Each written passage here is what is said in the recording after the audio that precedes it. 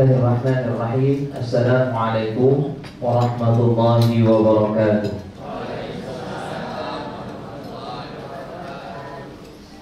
Alhamdulillah, alhamdulillah wahdah, shadaqa wahdah, wa nasara abdah, wa a'azza jundahu, wa hazama al-ahzaba wahdah. Ashhadu an la ilaha illallah wahdahu la syarika lah, wa ashhadu anna sayyidana wa nabiyyana Muhammadan abduhu wa rasuluhu la nabiyya ba'dah. Allahumma salli wa sallim wa barik wa 'azzim ala hadzal nabiyil karim wa ala alihi wa sahbihi wa man tabi'ahum bi ihsanin ila yaumiddin. Subhanaka la ilma lana illa ma 'allamtana innaka antal 'alimul hakim wa la haula wa la quwwata illa billahil 'aliyyil 'azim. Ya, kita hormati segenap jajaran direksi Direktur Acara Holding Company, Fadilul Karam Bapak Ustaz Salahuddin Hafizahullah Wa'ala, dan segenap Bapak Ibu sekalian, para tamu Allah, calon tamu pada tamu Rasulullah Sallallahu Alaihi Wasallam. Alhamdulillah, atas perkenan Allah Subhanahu Wa Taala, hari ini kita dapat berkumpul di hari yang berkah, Sayyidil Ayyam, dalam rangka untuk mempersiapkan diri kita menjadi tamu-tamu Allah dan tamu Rasulullah Sallallahu Alaihi Wasallam. Alhamdulillah. Semangat Bapak Ibu sekalian. Alhamdulillah. Karena alhamdulillah hari ini merupakan perpulangan hari terakhir jamaah haji. Jadi kemungkinan di Makkah maupun di Madinah sudah mulai agak. Jadi kemungkinan yang akan berangkat nanti sekitar 600 lebih ya.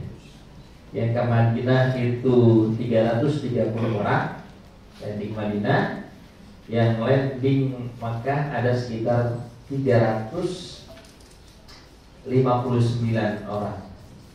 Katakan 360 sama 330 berapa itu? Hah?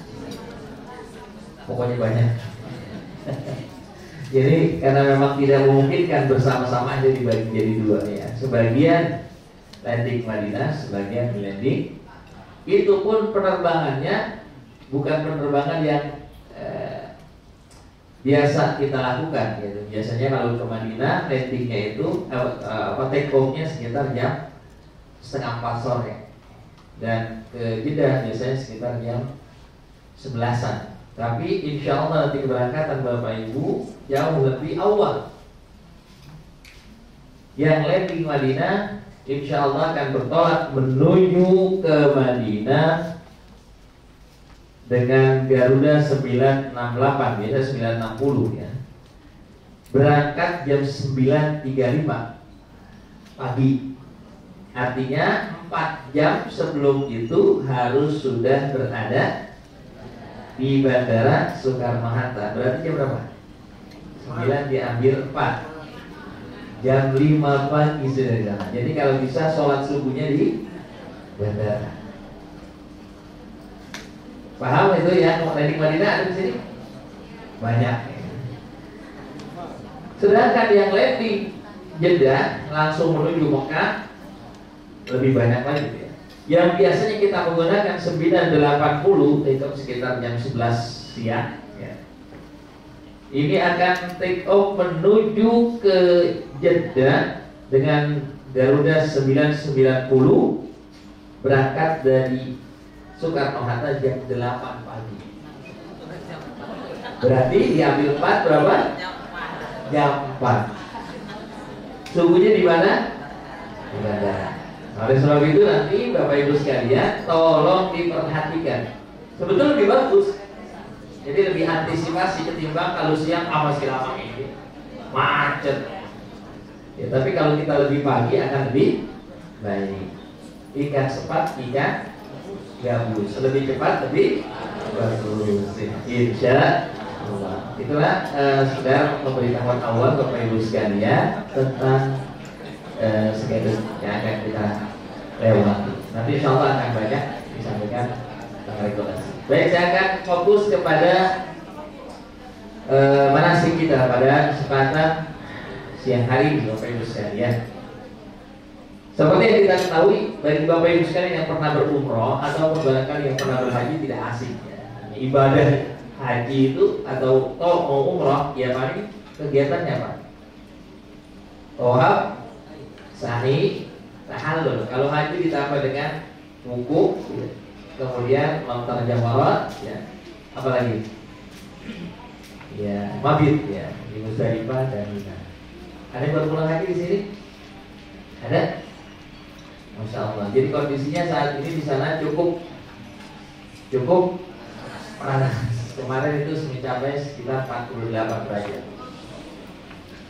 Ya, 48 derajat, maka dianjurkan untuk memperbanyak, bukan memperbanyak, sering minum. Maka di tahun ini rekor ya, jamaah yang meninggal itu sampai 200, mencapai 300 orang. Karena pertama udaranya memang panas luar biasa, mereka tidak merasa haus karena di sana kan kering, jadi nggak merasa agak haus. Akhirnya banyak ya dehidrasi dan banyak. Apalagi kemarin merupakan haji pertama bagi jamaah yang sepuh-sepuh, ya. Jadi banyak sekali yang meninggal dunia. Mudah-mudahan Allah Subhanahu Wa Taala ampuni mereka. Allah yang jadi terima ibadah dari ibadah haji mabrur. Dan kita yang akan melaksanakan umroh tahun ini nggak usah takut, tidak usah khawatir. Saya mati di sana. Urusan mati urusan Allah, ya. Nggak usah dipikirin, disiapin aja. Ya.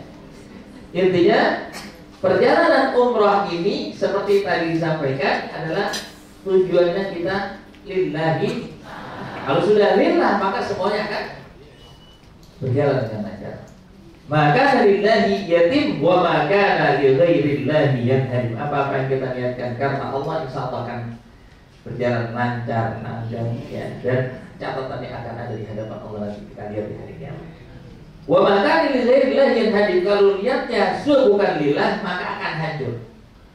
Banyak masalah, banyak problem. Ingat Bapak Ibu sekalian, tujuan dari ibadah kita, baik itu sholat, puasa, zakat, haji, dan ibadah yang wajib atau yang sunnah yang lainnya, tujuan utamanya apa Bapak sekalian? Tujuannya, ya itu jadi ibadah semuanya apa? Akhirnya itu, apa?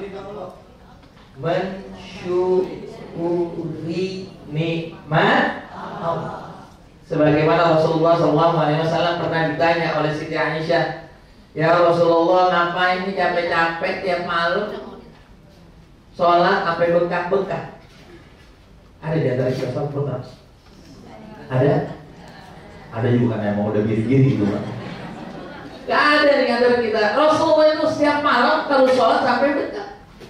Hatta waramat qadamah, sampai kakinya itu sampai bengkak karena saking lamanya kalau beliau sholat malam. Rasulullah sholat malamnya nggak banyak, hanya berapa? 11 rakaat. 11 rakaat, 3 witir, sisanya yang 8. Tapi satu rakaatnya bacaannya satu surah Al-Baqarah ditambah satu surah Ali Imran. Itu baru rakaat pertama. Ada ya di sini? Ada di sini? Boro-boro. Kalau sholat tarawih aja nyari yang pendek dan paling sedikit, itu ramai pasti masjidnya. Kalau seandainya ada masjid yang sampai 1 juz, apalagi imamnya udah tua,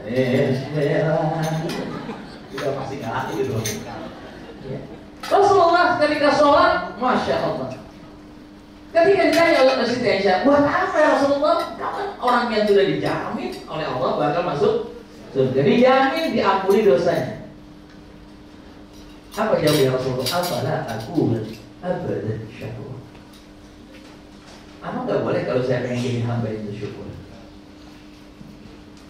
Dalam hadis yang lain Rasulullah SAW mengatakan, la yadkhulu ahadakumul jannata bi'amalihi. Gak bakalan kalian bisa meraih surga kalau hanya mengandalkan amal ibadah.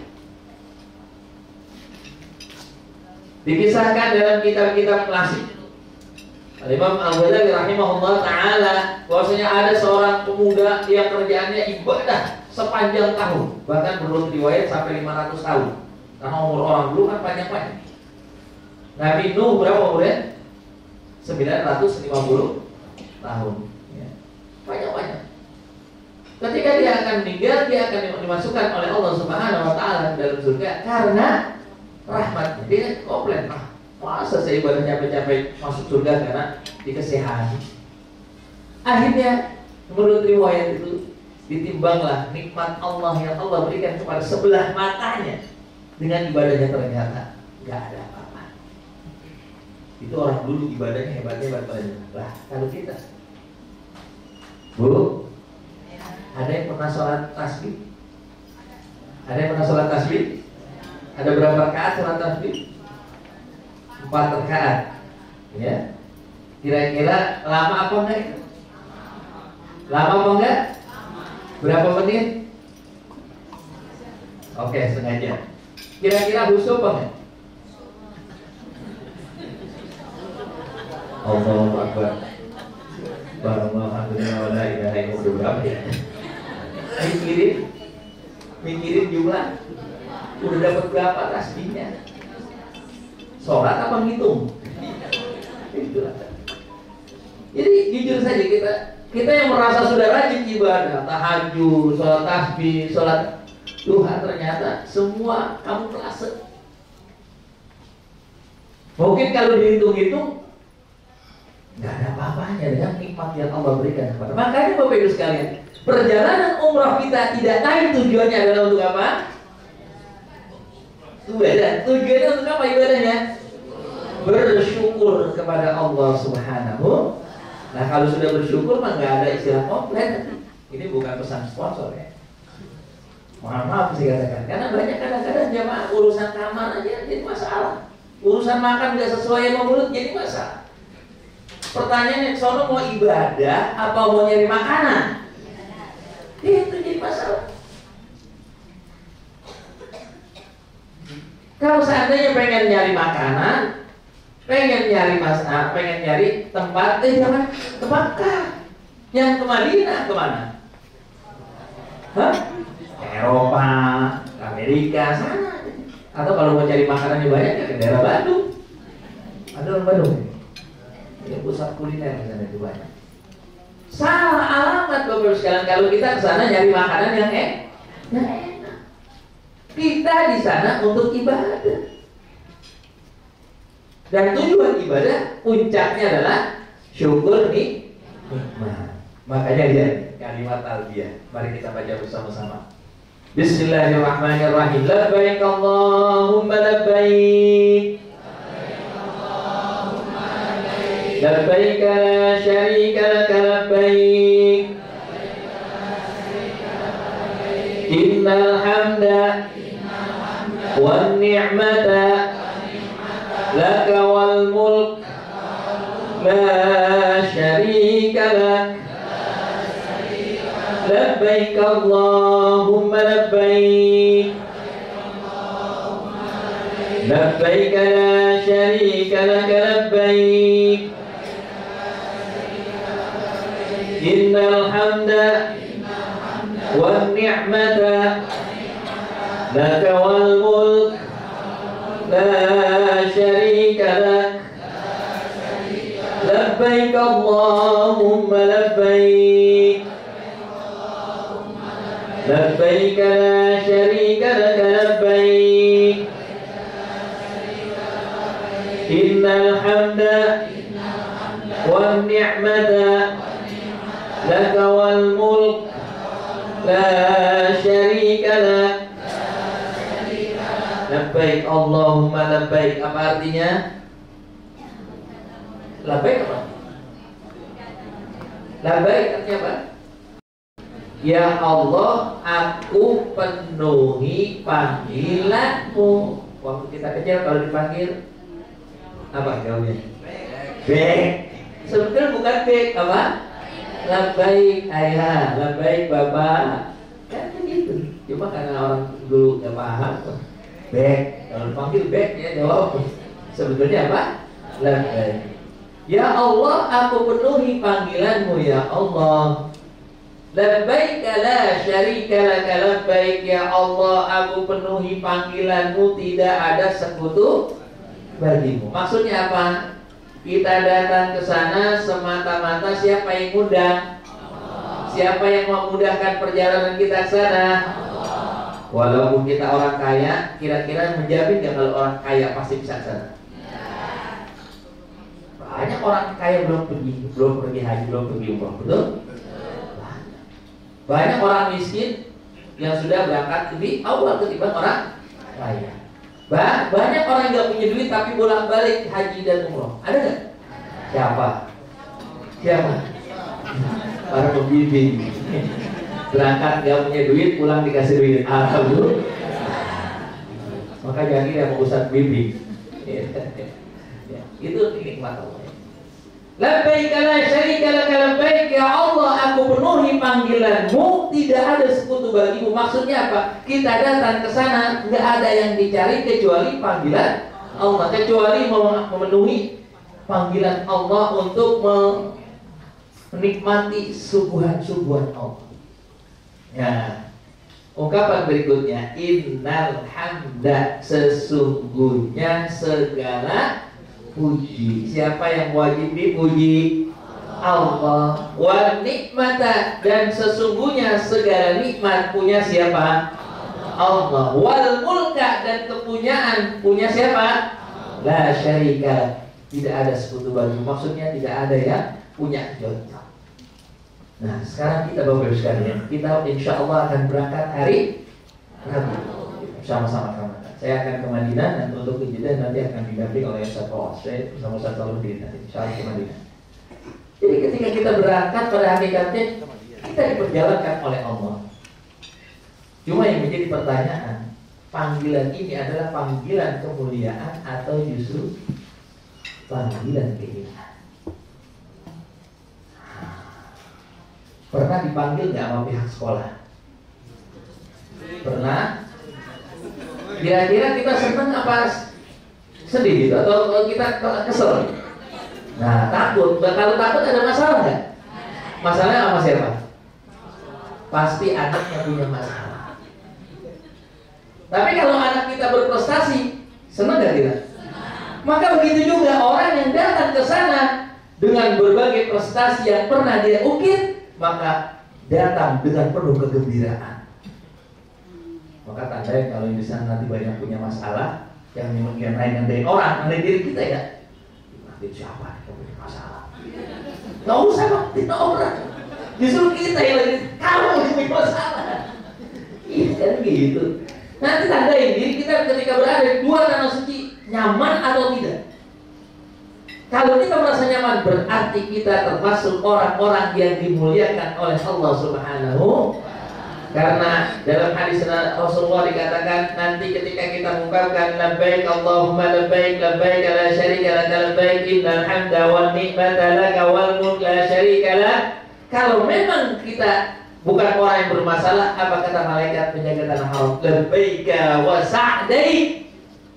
Selamat datang para tamu Allah dan selamat berbahagia. Insya itu kalau seandainya hartanya halal, niatnya lurus, memang buat ibadah untuk mensyukuri nikmat, insya semuanya berjalan. Sendal hilang, alhamdulillah sendal saya hilang, mudah-mudahan ketemu di surga, amin. Iya, gak usah dipusingin.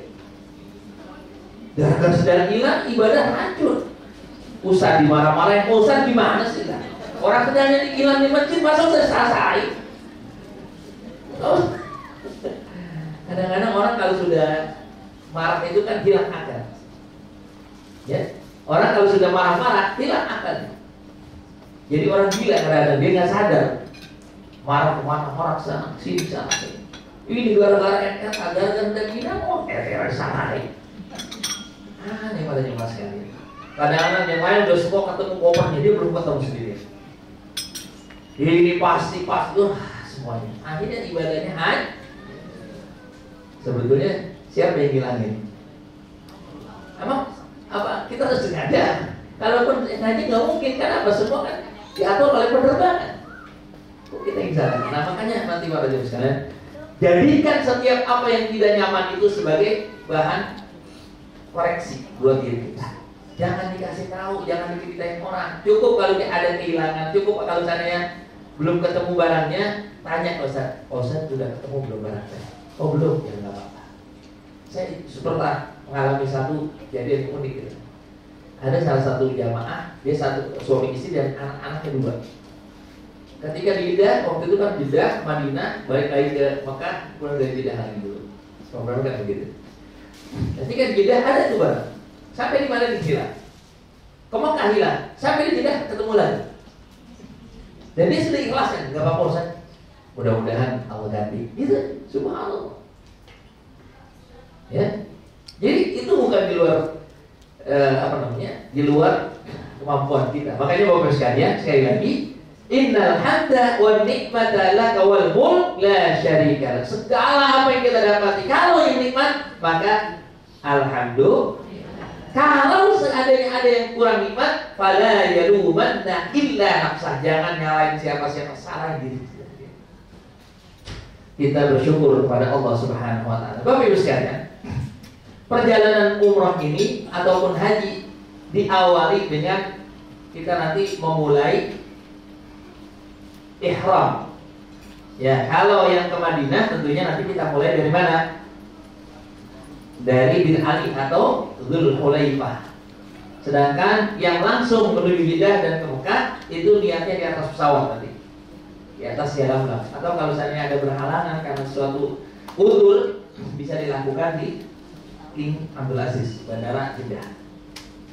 Tapi kalau saya sarankan lebih baik apalagi ke atas pesawat. Turun dengan khilaf agar tidak ada khilaf. Apa maksud kita memakai ihram Bapak Ibu sekalian? Tidak lain ketika kita berihram, kita mengharapkan diri kita dari hal-hal yang dibolehkan ketika kita waktu belum ihram.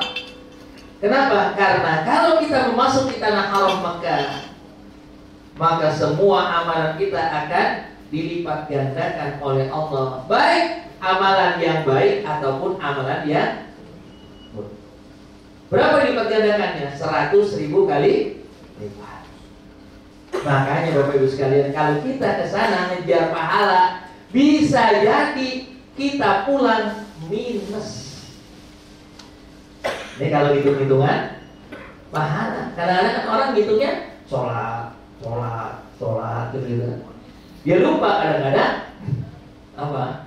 Dia nyakitin temannya, nyakatin kata-katanya, mana dan seterusnya. Yang itu juga dilipat gandakan 100.000 kali.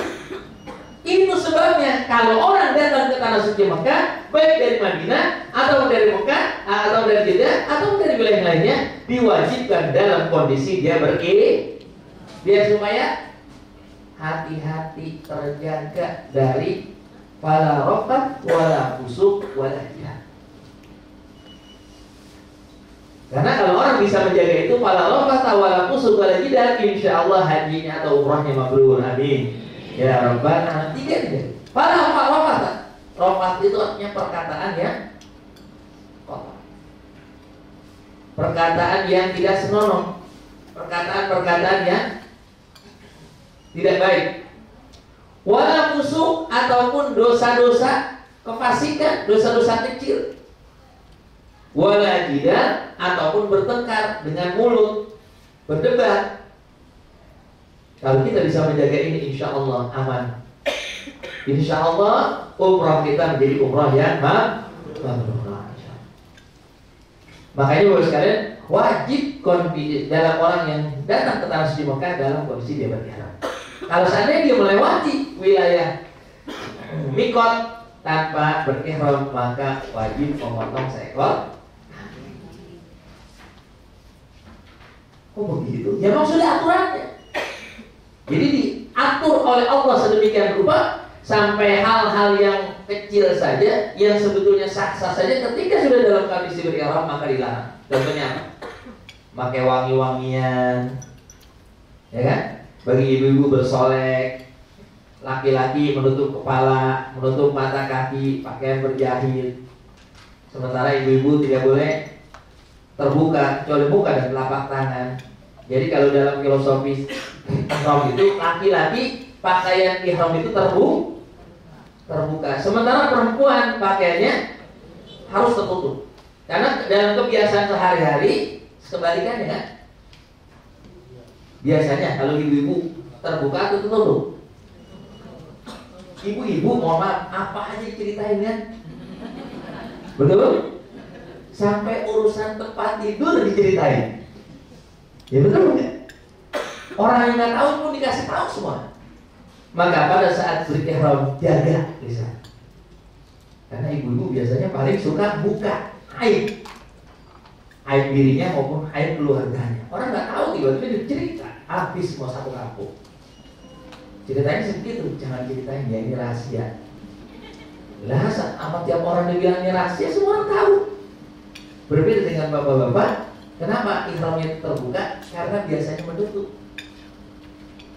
Semua tutupi, maka di sana harus dibuka. Bahkan tidak boleh ada pakaian yang berjahit dalam ihram. Artinya apa? Tidak ada kebohongan, kedustaan di antara kita.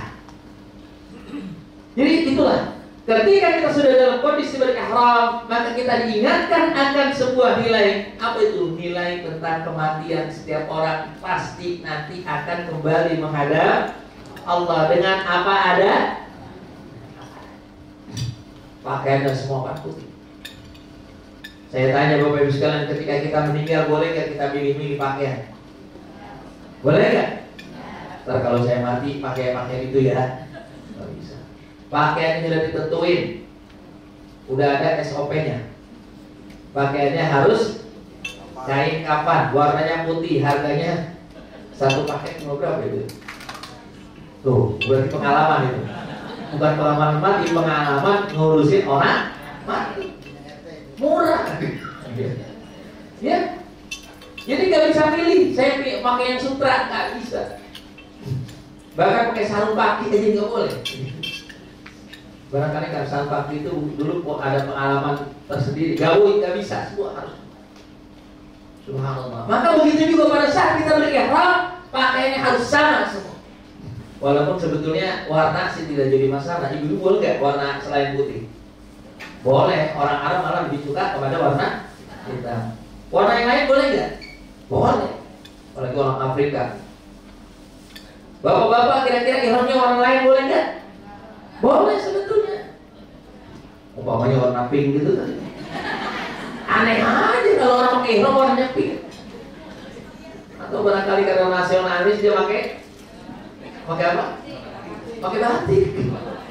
Terlalu betul. Semuanya warna putih.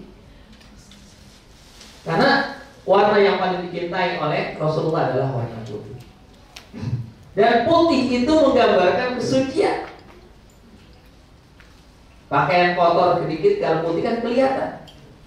Maka begitu juga orang yang sedang dalam kondisi berihram, berhaji, maka dia punya kepekaan ketika dia melakukan kesalahan.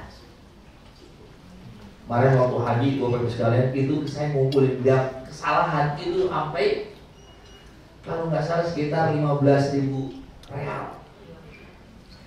15.000 real kali 4 berapa? 15 kali 4. Hah? Pokoknya banyak. Sampai sedemikian kenapa? Karena dia jadi itu atas kejuran mereka. Oh, saat tadi saya pakai sabun. Oh, saat tadi saya apa istilahnya nggak sengaja kebuka jilbabnya dan seterusnya. Banyak semua pengakuan yang itu tidak pernah dilakukan ketika dia di luar hati. Maka begitu juga orang yang sedang berhaji berumroh dalam keadaan berihram, maka dia akan dituntut untuk jujur mengakui kesalahan. Karena kalau seandainya kita dalam kondisi kayak begitu masih belum mengakui kesalahan, kapan lagi kita bisa mengakui? Nunggu malaikat yang interogasi, ribet pada sekali. Kalau sudah malaikat interogasi, kira-kira kita berbohong apa? Bisa berbohong apa? Nggak bisa. Marwah buka. Wa nabi buka. Wa ma'imah buka. Kalau orang-orang yang memang tidak pernah ketemu sama para malaikat di masjid, ya susah jawabnya. Gagap dia. Ya. Makanya Bapak Ibu sekalian, di sinilah kita nanti dipersatukan, dipersamakan hati kita Semua kita sama. Ka'amsyatil tidak ada perbedaan. Siapa di antara kita mau pejabat atau bukan, orang kaya atau orang biasa, semua sama. Dihidupin. Belum lagi yang satu suka rokok, yang satu nggak suka rokok. Begitulah hebatnya. Maka dalam kondisi seperti ini, maka kita sudah pasrahkan kepada Allah Subhanahu Wa Taala. Pasrahkan kepada Allah Subhanahu Wa Taala. Doa. Belum lagi yang ngorok kadang-kadang. Ya tapi dulu ngorok itu kadang-kadang mengganggu, betul bukan? Kecuali yang suami istri, karena dia biasa. Jadi kan ngorok itu sebagai pengantar tidur. Gitu. Makanya tidur sebelum yang ngorok tidur kan aman kan? Atau paling nggak yang ngorok itu tahu diri, mohon maaf Pak, nanti saya ngoroknya agak kenceng. Jadi kalau udah mohon maaf, selesai sudah urusannya. Ya, baik terus kan. Kembali lagi bahwasanya ketika kita sudah dalam kondisi berihram, bertalbiyah, maka semua sudah tertuju kepada Allah Subhanahu Wa Taala. Jangan pikirkan yang lain-lain. Gak usah mikirin masalah bisnis, gak usah mikirin masalah anak di rumah bagaimana. Udah, selain kepada Allah. Saya ingin menuju Allah Subhanahu Wa Taala. Berarti gak boleh nerima telepon. Dia boleh-boleh aja, tapi jangan dipikirin.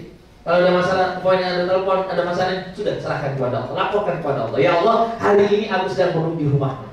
Hari ini aku ingin menujumu, beribadah kepadamu. Maka segala urusan yang aku tinggalkan, aku serahkan kepada. Makanya kan doanya begitu. Allahumma anta shahibu fis safar wal khalifatu fil ahli. Ya Allah, kaulah teman dalam perjalananku saat ini, dan aku serahkan semua itu tinggalkan kepada. Ya. Maka baru sekalian, sekali lagi, ihram ini mengingatkan kita pada kematian. Jadi kalau orang sudah ingat kematian, itulah orang yang cerdas, kata Rasulullah SAW.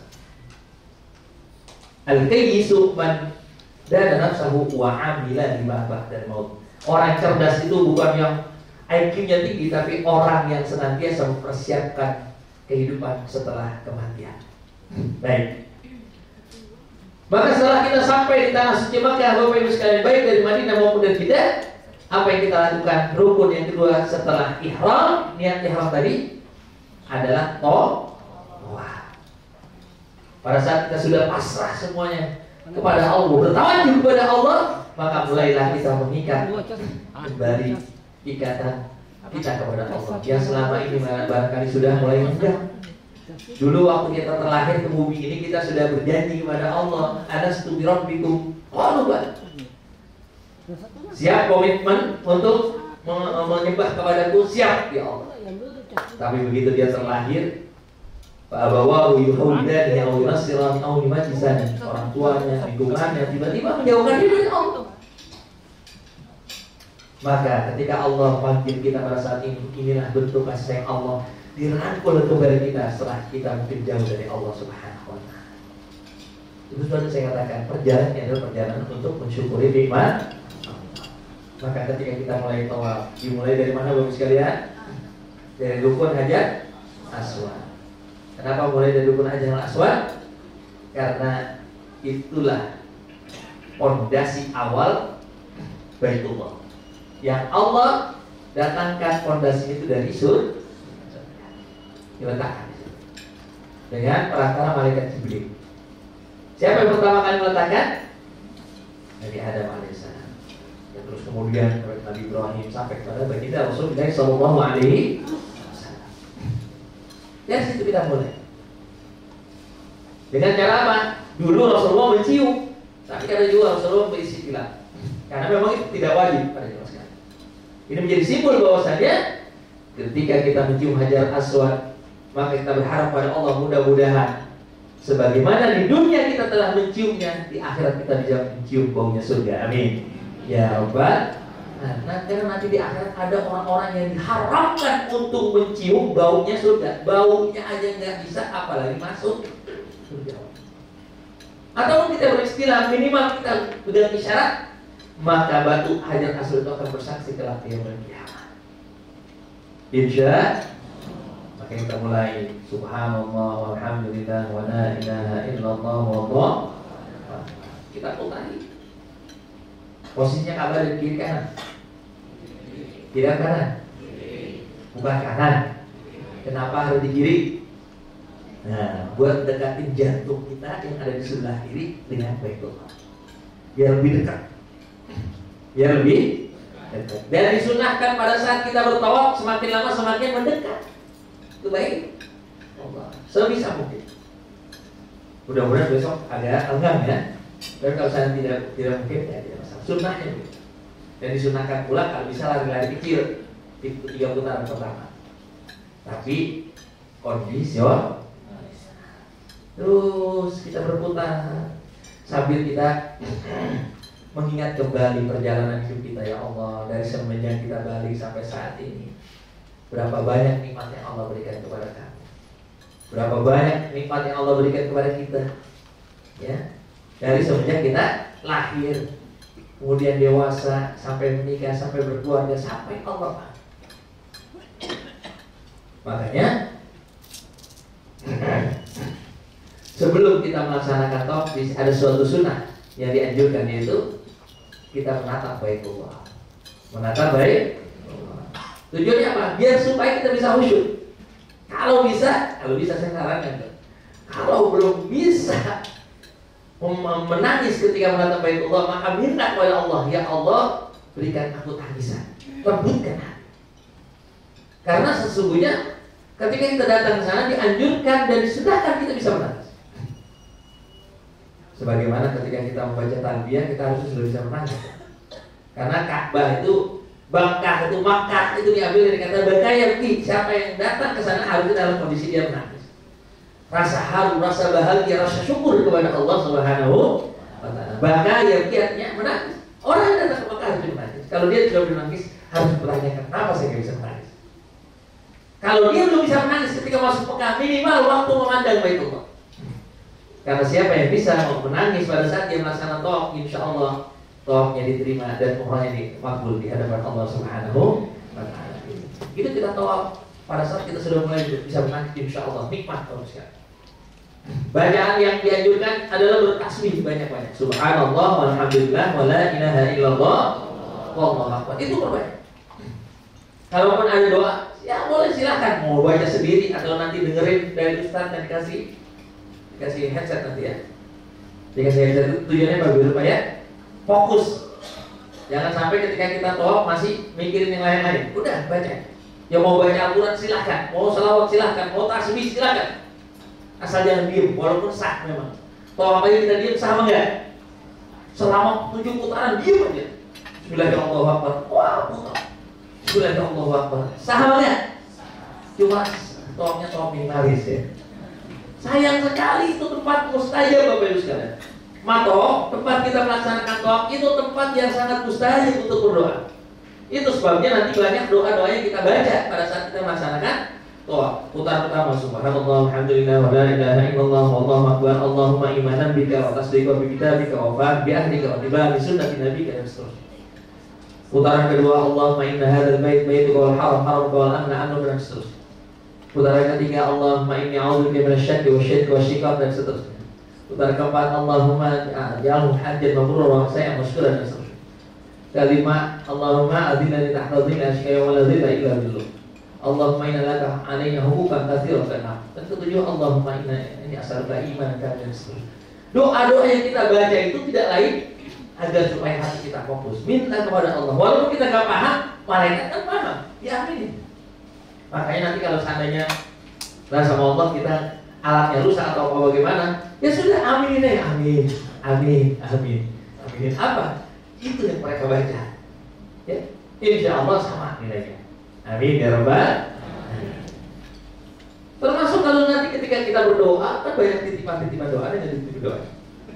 Baca semua itu amanah harus kita baca. Banyak banget Pak Ustaz. Baca. Gak keburu Pak Ustaz ketinggalan. Ya gak apa-apa ketinggalan. Abdulnya baca, tapi kalau saya mengatakan ya Allah, ini teman-teman saya nitipin doa, kabulkan semua ya Allah. Boleh begitu? Boleh. Komplit. Fa illam kata Allah tadi dalam hadis suci lanjutannya, fa illam tarda bima qasamtuhu la usallitanna 'alaika dunya.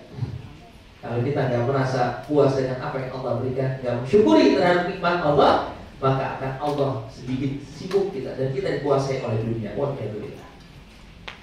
Maka Bapak sekalian, di dalam kondisi perjalanan umrah ini, kenapa wajib tadi berihram? Agar supaya hati kita terus tune up kepada Allah, agar hati kita terus dalam kondisi bersama Allah dimanapun kita berada.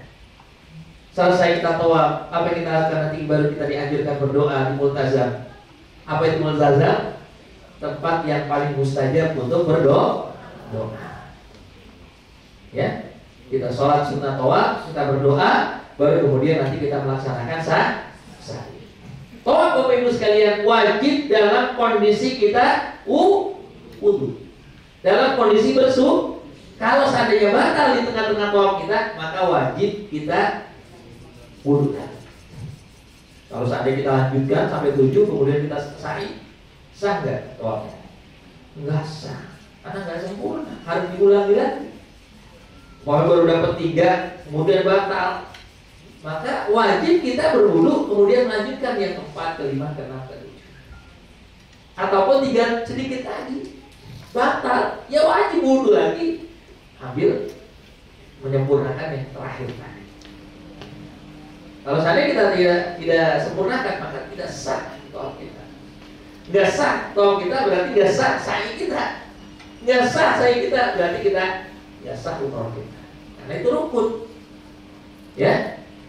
Jadi wajib dalam kondisi wudu. Kenapa? Tawaf itu simbol hubungan kita kepada Allah. Semua yang berhubungan kepada Allah wajib dalam kondisi berwudu. Beda halnya dengan sa'i. Sa'i tidak harus dalam kondisi wudu. Kalau batal, baru mau mulai batal, lanjut saja, tidak ada masalah. Tapi afdalnya dalam keadaan wudu. Karena orang yang beribadah dalam kondisi dia berwudu dengan tidak berwudu beda. Baca Quran, kita dalam keadaan berwudu, maka setiap satu hurufnya dinilai 10 kebaikan. Tapi baca Quran dengan tanpa berwudu, setiap huruf cuma 1 kebaikan. Mau yang mana? Ya, tentunya 10 kebaikan. Maka usahakan dalam keadaan. Kenapa? Sa'i tidak wajib dalam kondisi berwudu, karena sa'i itu simbol hubungan horizontal sesama kita.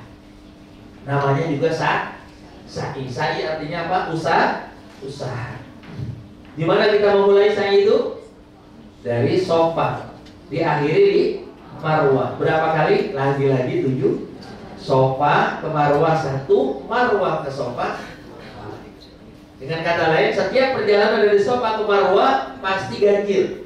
1, 3, 5, 7. Dari Marwah ke Sofa pasti genap. 2, 4, dan 6. Berarti 4 kali Sofa Marwah, 3 kali Marwah Sofa. Dimulai dari Sofa, apa artinya? Usaha kita harus dimulai dengan kesucian, niat karena Allah. Artinya aktivitas yang kita lakukan selama dalam 1 minggu, dalam keseharian kita harus dimulai dengan menghadap Allah. Makanya nanti pada saat kita akan memulai sa'i, dianjurkan kita menghadap ke Baitullah. Itu simbol. Makanya Bapak Ibu sekalian, kalau melakukan aktivitas, entah itu sebagai pekerja, entah itu sebagai pebisnis, entah itu sebagai ibu rumah tangga, mulailah aktivitas kita dengan menghadap Allah. Insya Allah diberkahi oleh Allah Subhanahu. Makanya kita mulai nanti ketika menghadap Inna Safa wal Marwata min sya'airillah, faman hajjal baita aw i'tamara fala junaha alaihi an yatawafa bihima wa tatawwa khairan fa inna Allaha syakirun alim. Kita Allahu akbar, Allahu akbar, Allahu akbar, la ilaha illallah, Allahu akbar, Allahu akbar, walillahi alhamdulillahi ala ma yastur. Kita mulai berjalan, ya, dari Safa ke Marwah. Begitu ada lampu hijau di atas kita kayak begini, warnanya hijau, maka dianjurkan kita agak mempercepat jalan atau lari. Kenapa? Karena dulu Siti Hajar begitu. Dulunya itu adalah tempat yang paling rendah, Babul Wadi. Ini juga menjadi simbol pada saat Allah berikan kita kemudahan dalam usaha, dalam karir, dalam apapun, maka percepat gerak kita. Perbanyak bersedekah, perbanyak berbagi, perbanyak. Kan saat itu usaha. Ini kadang-kadang kita begitu, kalau lagi lancar usaha buat nabung. Betul? Betul. Pas udah lagi susah baru mau ibadah. Ya Allah, ntar kalau seandainya ini gol, saya akan ibadah. Seakan infakkan buat pesantren, buat masjid, begitu juga lagi lupa lagi. Benar betul? Maaf ada tentara ini. Saya sempat ada kisah menarik itu. Kisah dari seorang ya jenderal bintang 2 saat itu. Ketika dia ngobrol, ada satu kebiasaan ketika terjun pakai apa itu? Jadi begitu kita terjun karena ada kondisi takutan, ya Allah mudah-mudahan kalau saya selamat nanti saya akan motong seekor kambing. Begitu udah mulai turun, dan insya Allah saya akan motong seekor ayam. Begitu sampai lupa dia, nggak kambing, nggak ayam. Begitu. Saya juga pernah ngalamin hal sama. Saya punya teman dulu, ketika dia sedang bisnisnya lagi ada masalah, akhirnya mau, kalau seandainya tanah saya itu laku, nanti saya infak ya 500 juta buat. Mau berapa harganya? Di sana harganya alhamdulillah 3,5 miliar. Jadi sekarang buat nyari, buat pesantren siap. Alhamdulillah kita doain. Gol. Begitu gue nggak ngomong, istri ngomong, alhamdulillah banget udah gol. Nah, satu orang. Pas ngomong lagi ketemu, ngomong lagi udah anak terus, alhamdulillah, insyaallah anak kasih 200 juta ya, udah kurang. Udah kurang tuh dari 500 jadi, dan alhamdulillah masih mau. Begitu sakit lupa. Mulai mati apa mati, sekarang kan masih tuh. Dan kayak diutang sama Allah. Makanya itulah kebiasaan manusia. Kebiasaan manusia itu begitu kan? Sama ketika kita di tanah suci juga suka berjanji begitu. Insya Allah kalau udah pulang saya akan di masjid tiap hari. Baca Quran tiap malam. Begitu tuh sampai rumah luntur. Loh, kenapa? Karena kondisinya sudah berbeda Bapak sekalian. Maka salah satu yang memperkuat kenapa kita punya kekuatan untuk datang ke masjid, baca Quran, melaksanakan itikaf, salah satunya adalah kita sering minum air zam. Makanya sunnahnya nanti setelah kita tawaf dianjurkan sunnah minum air zam-zam. Bahkan bukan hanya waktu tawaf dan sa'i saja, sehari-hari dianjurkan kita memperbanyak minum air. Karena air zam-zam adalah ma'u zam-zam lima syurigalah. Satu-satunya air yang kalau kita minum akan menjadikan kita mudah dalam segala apa yang kita inginkan. Karena air zam-zam itu bukan hanya membersihkan, menyucikan kotoran batin, kotoran lahir, tapi juga menyucikan kotoran batin. Dengan sendirinya kalau kita sering minum air zam-zam, dosa kita runtuh. Orang yang tidak ada dosanya otomatis mudah melangkah kepada kebaikan. Begitu sampai di rumah udah habis air zam-zam itu bosan. Makanya udah mulai luntur. Minumnya udah macam-macam maksudnya.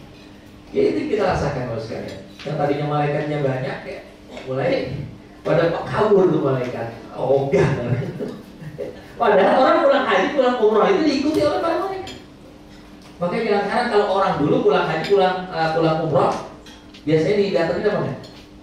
Yang dimintain apa biasanya? Doa. Orang haji, orang umrah sekarang takut pulang. Kenapa? Takut disuruh baca doa. Pokoknya banyak. Ya jangan takut dulu ya Pak. Al-Fatihah kita akhir dia. Apa yang terjadi hajat ayo. Sebutin namanya Al-Fatihah. Robbana atina fid dunya wa fil akhirati itu nggak bisa. Terlalu betul. Baik teman-teman. Selesai kita melaksanakan tawaf, sa'i, maka ditutup ibadah haji kita. Rukun yang keempat adalah tahal. Rukun pertama apa tadi?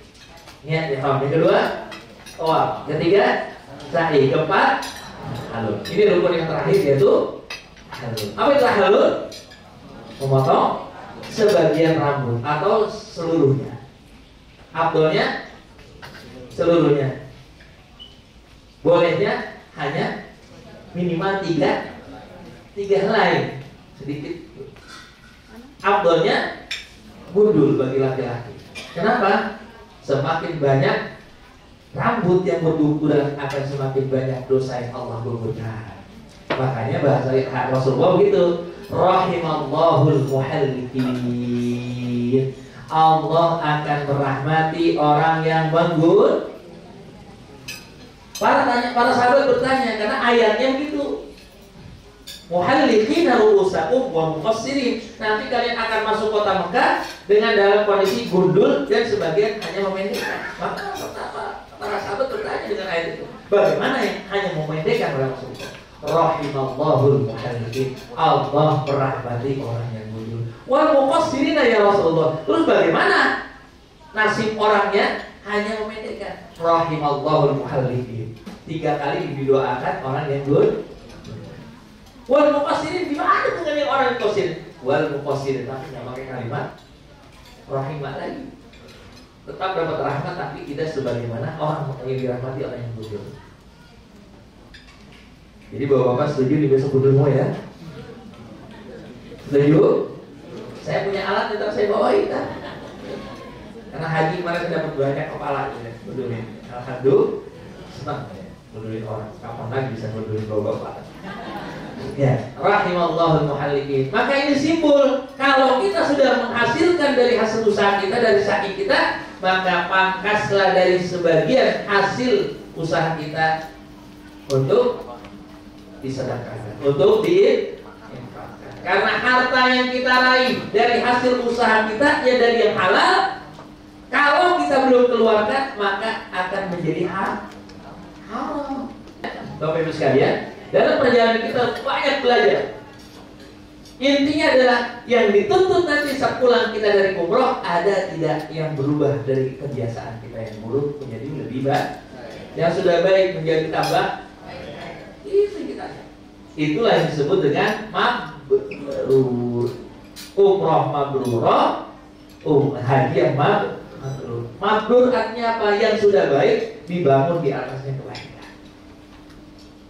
Yang sudah baik bertambah baik, itulah mabrur. Mudah-mudahan ibadah yang akan kita laksanakan esok menjadi ibadah yang mabrur. Bernama NRA Group yang membawai 4 anak usaha, yaitu PT NRA, PT MKU, PT Aruna, dan PT BSA, telah menambah kekuatan kami dalam melayani para tamu Allah.